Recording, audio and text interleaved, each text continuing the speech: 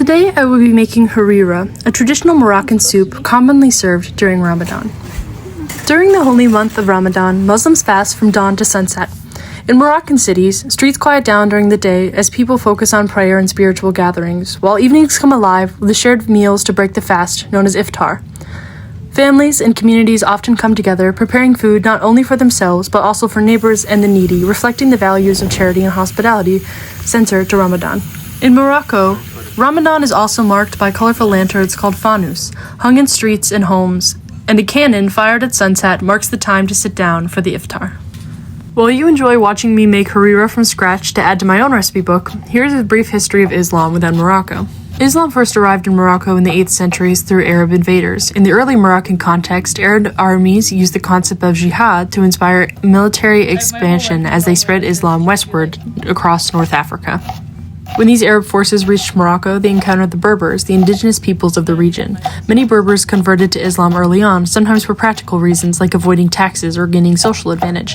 However, over time, as Berbers continued to be mistreated by Arab invaders, they revolted against Arab rulers and aligned with Kharjitism, a branch of Islam that emphasized equality among all believers. A key early leader was Mulay Idris, who claimed descent from the Prophet Muhammad and established a small kingdom. His son, Idris II, created the Makhzen, Morocco's first organized central government. Despite these efforts, many Berber communities, especially in the remote mountainous regions, continued to blend Islamic practices with older traditions rather than fully integrate into a unified Islamic society.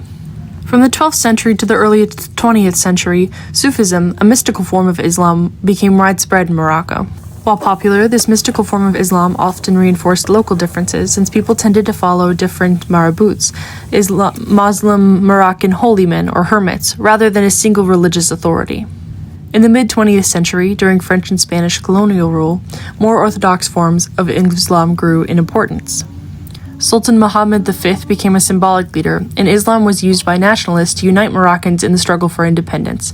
By 1955, when Morocco gained its independence, Islam provided a basis for national unity and legitimacy for the state, even as modernization and secular ideas began to influence traditional religious life.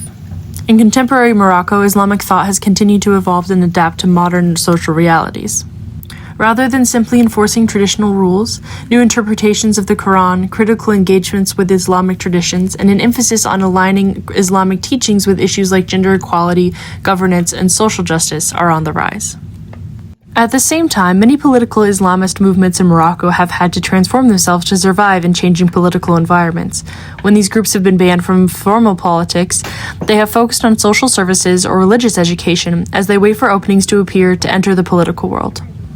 The current generation of Islamist activists is typically well-educated and influenced by global ideas, with many young members questioning traditional religious authorities and developing personalized understandings of Islam. Rather than relying on a single leader, some feel empowered to interpret their faith directly.